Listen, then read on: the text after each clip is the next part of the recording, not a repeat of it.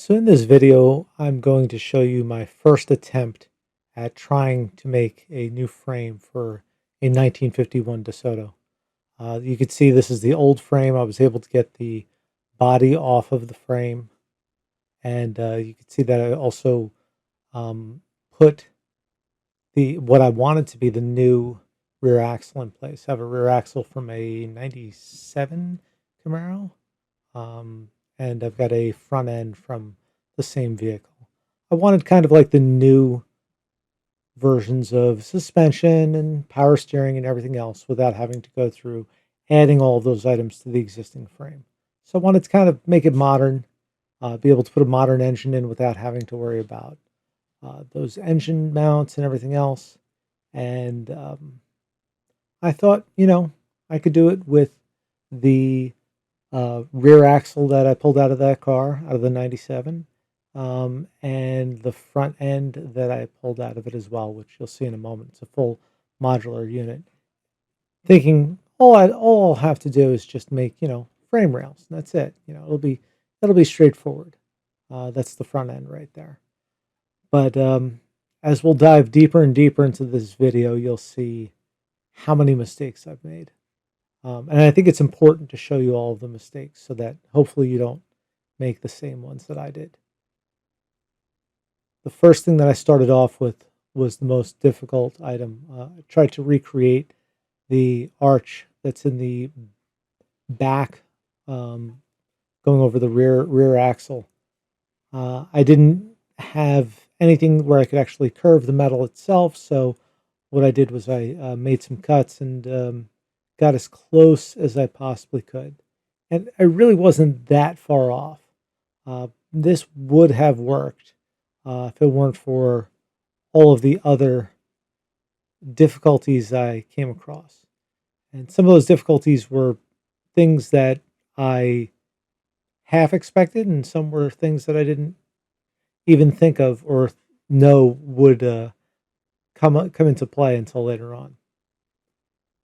So what I did was I took these two rear arches and I welded them to two straight pieces of 2x4 steel tubing, nice, sturdy, solid pieces of metal. And if you had a pretty much straight um, frame, this would be no problem at all. That's the front end that I'm going to have to get underneath there later. Wait till you see the mess that it is to get that front end in there. But for right now, I'll show you the process of trying to get this all square and true, so that I can get it under the back of the car, and then I'll lower the back half on and start working on the front end next.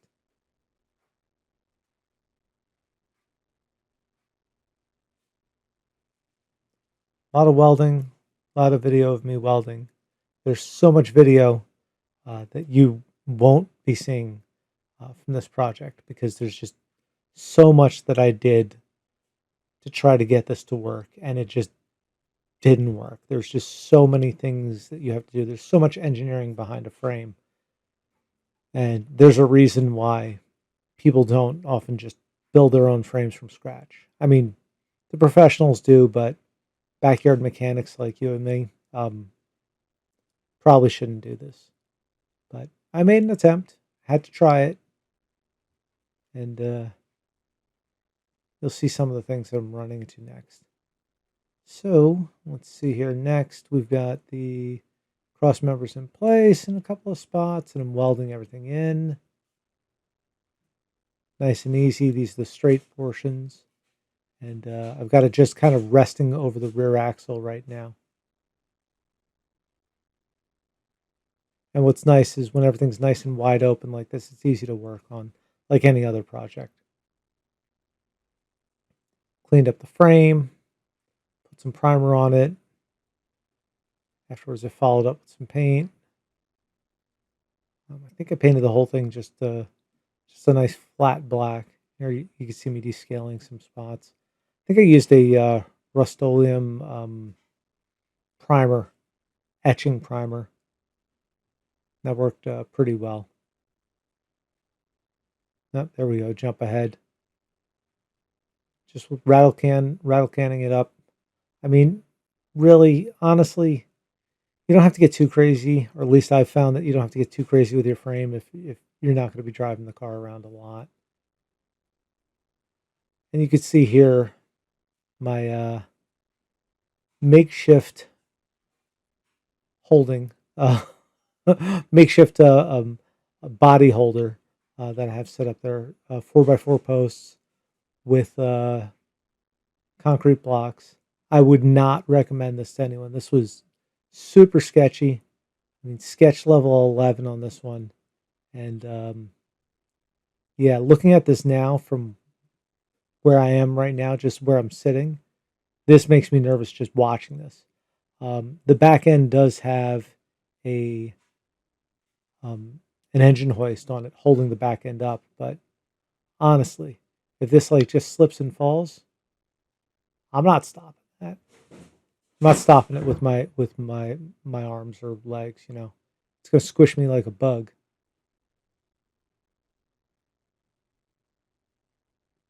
And you can see how much adjusting there is here. But this is really just honestly this part so far, not terrible. This is really where I'm just kind of getting the body on the frame. And if you think about it, you think about your frame, the back half of it, really not too terrible. See me wrestling around with the engine hoist here and trying to get the body shuffled over and pretty much as centered as humanly possible.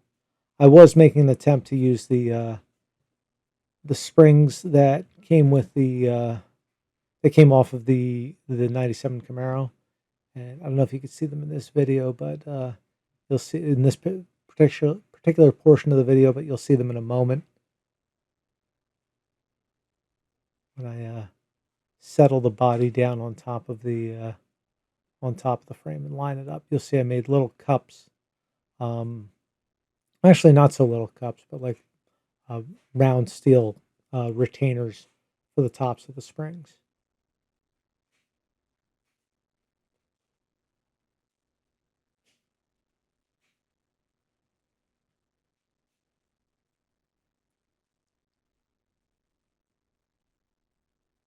Looks like I'm just juggling the front half of that frame back and forth a little bit to try to stabilize everything.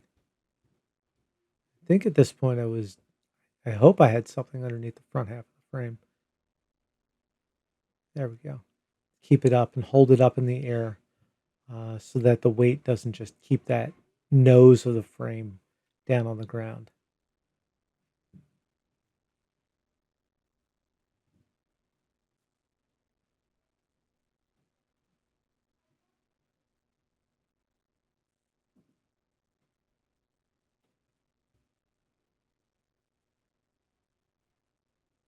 Honestly, using the engine hoist wasn't that terrible for this. As you can see, I have a nice heavy chain on the around the back end. It wasn't too bad. Coming up here, you'll see me lowering that back end down onto the rear axle. They're the actual springs that are going to go in place. Trying to line them up so that they actually sit in the cups that I made, and then the spring cups that are actually on the rear axle. Later on, I took those out and just went with the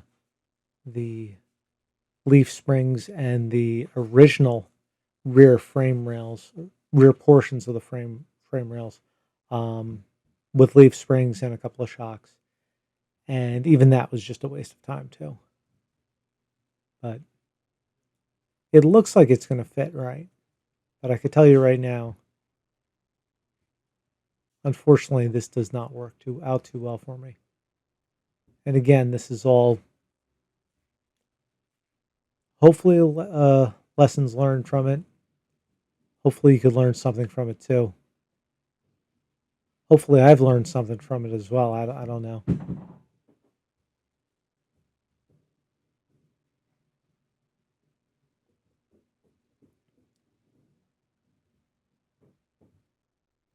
I tell you, it's a lot easier playing Monday morning quarterback, watching myself work like this.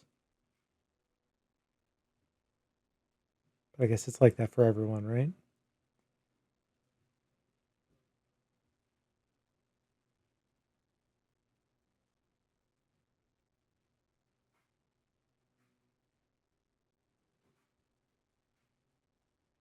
That portion of the body wasn't in the best of shape. Now I know why. I don't remember doing this, but now I know why that's all messed up right there. But that gets covered with the rear bumper anyway, so it's not that big of a deal.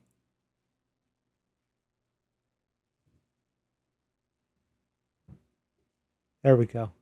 Body squatting down. Okay, moving forward to the front end. What I'm trying to do here is actually start putting body mounts into place. And the idea is I do this actually with the frame that I end up going with as well. The idea is I'm putting in blocks of steel that match up to where the um, body mounts actually are.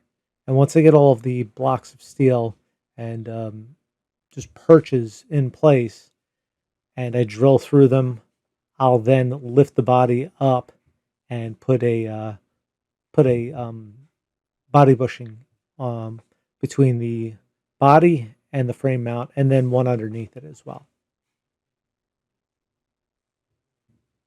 So lots of welding, lots of wrestling around with a good drill and trying to get nice straight holes in place. I started with the two on the front, really to get everything kind of lined up, and then to move my way through to the back down each side.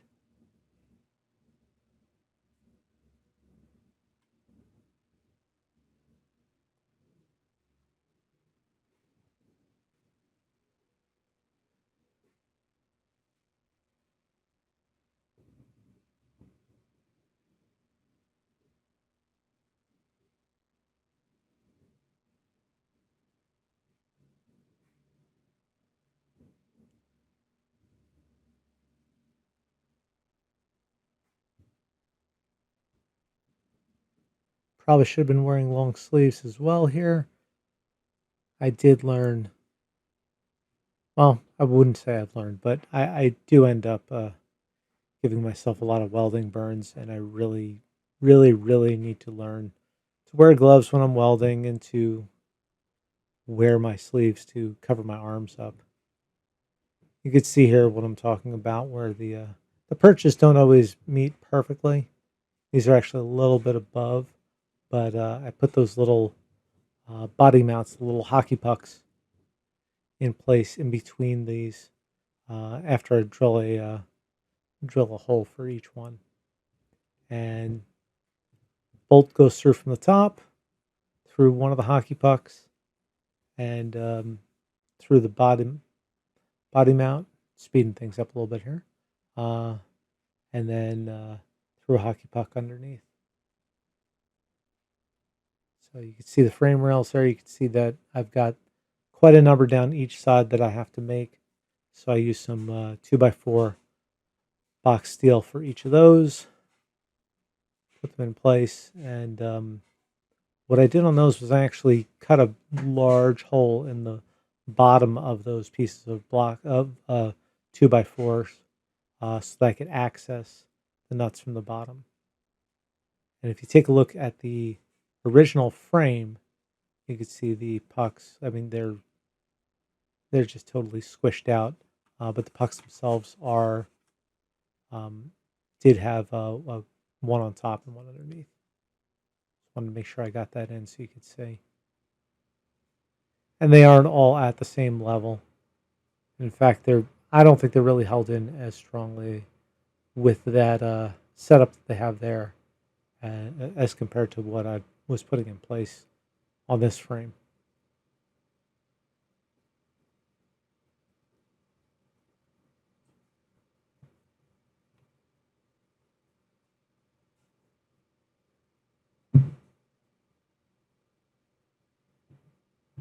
And you can see here the sandwiching of the body bushings between the new frame extensions and the body itself.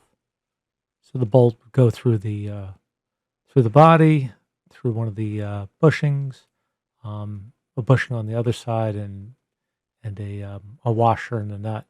Um, you'll see in a moment that I actually had to cut down the body bushing for this one to get it to fit in place, but it worked. It got in there, and you could also see that some of the body mounts that were underneath had to have holes opened up in them so that I can get the body bushing up and in place. The bottom one, at least. The top one I would have to sandwich underneath it. So there you go. There's the whole setup. There's where I've got to get the body mount and bushing through. So just a quick hole saw. Well, not quick, but quick on video at least. Zipped right through it, and I painted them after that. Let's see. Yep, painted so I can get that lower bushing up and in place.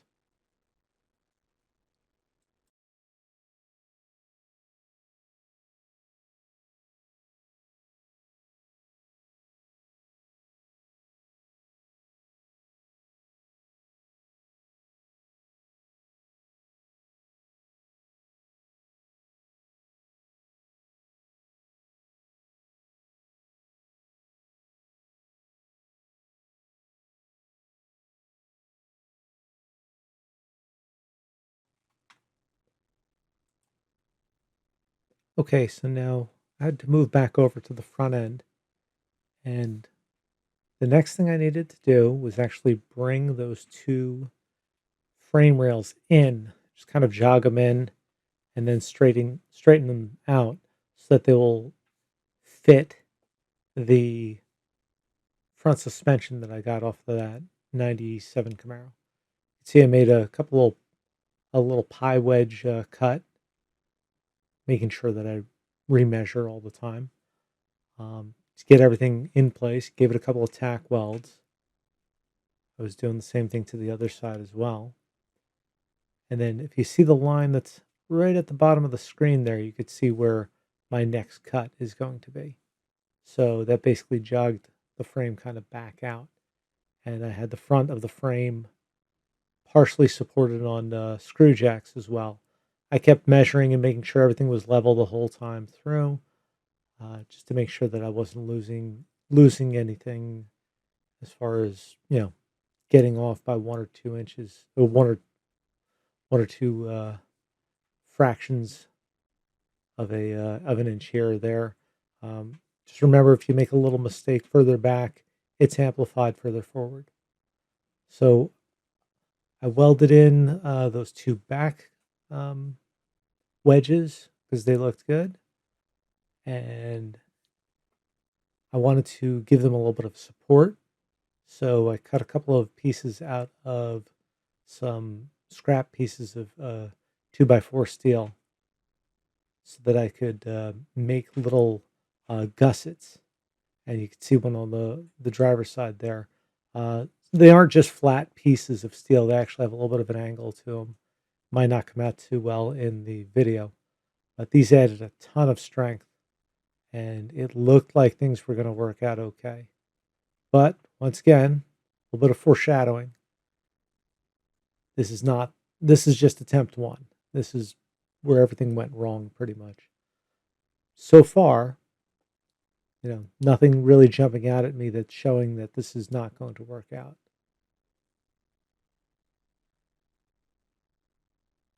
So with a nice tight weld on both of those gussets, those first bends in the frame rail were just solid as a rock. So the next step was to cut out the little pie wedges on the outer portions for the next bend. Actually, I'm sorry, for the next bend that would actually bend back out. So since I'm bringing the front out, I had to actually make the cuts on the outer edge.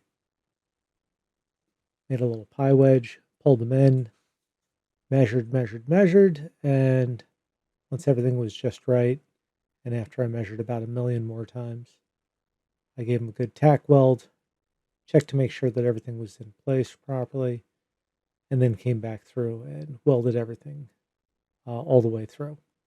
Um, Once again, looks like I'm not wearing any sleeves, so that was fun. Probably got a burn from that because you see I'm wearing gloves there. So moving forward from here, painted everything, the nice primer, and actually put a couple of tabs above and below those two pieces. Then I fit the nose back on because this portion right here was really essential. I wanted to make sure that I got the front suspension and steering in the proper place so that it was aligned properly. I wanted to make sure that there was a good center in there. I didn't want to go through all of this and have issues with suspension hitting the body or tires rubbing or anything like that. Because honestly, I didn't want to have to take any of the inner fender wells off or anything because they do, give a bit of support. So after I got everything kind of, well, pretty dialed in, I set up and set in place the front suspension that I had. So the front suspension is an all-in-one piece. It's pops out with just a few bolts. So what I did next was I ruined a couple of drills, like that one there, and I made holes for each of the mounting bolts that we're going through. Using those little what are those? The hole bits are really really terrible on your wrists. So I put a tube inside of each hole so that I could actually have a decent amount of structure to the mounting points, right? Because I didn't want them to just be a bolt on one side and the other. I wanted it to actually take up the pressure all the way through that hole. So sleeving those holes was important. Welded those in nice and good, and ground down the tops to them so I could get the bolts back in and have a nice flush area for them. Got the hardware in, dropped the frame down, lowered it down onto the front suspension. Got everything bolted up nice, looking good. All grade 8 hardware. Looked fantastic. And it was about that time that I realized that the suspension is not pushing against anything. So that's the top of the struts. Not on anything. Normally in the car, they're against an actual piece of body work. So I put a couple pieces of 2x2 steel tubing up on each side. It was really hard to get it to get a good angle on that. I just gave it a quick tack weld and lowered the car and noticed that it just wasn't, connecting right. Next, what I did was actually change the whole rear suspension out, went with the original leaf springs, put those all in, put the original frame rails in, rolled the whole thing into my workshop. And as you could see here, after placing the engine and trans in, I noticed that this is just totally wrong. You could see how high the back of the front of the body is. So what I needed to do next was actually make a 5-inch drop in the back of the body, or a 5-inch raise to the front portion of the frame. So I figured out what it would triangulate out to, made it in wood first, and then what I did was I made it in steel, 2x4 steel tubing, got everything into place. You could see there's some really nice tops that I made for the front struts. And it looked like it would be okay, but to be honest with you, I just found more and more problems. The suspension was not working properly. It just wouldn't do what I wanted it to do. It would not steer right. Nothing was aligned properly. I just couldn't get it to work. So after all that time, all that work put into this, I had to scrap the frame. I found out that a good uh, S10 frame would fit pretty close. So if you want to see what happened with that, take a look for video number 2, which should be out.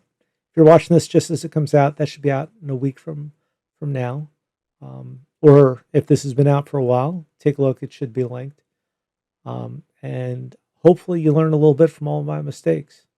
Thanks for watching. Please like and subscribe, all that fun stuff. Please make me feel like this wasn't a total waste of my time. If I get a few subscribers from it, maybe then it won't be so bad. It won't just be 2 months of my time wasted. Thanks very much for watching. Watch out for the next video.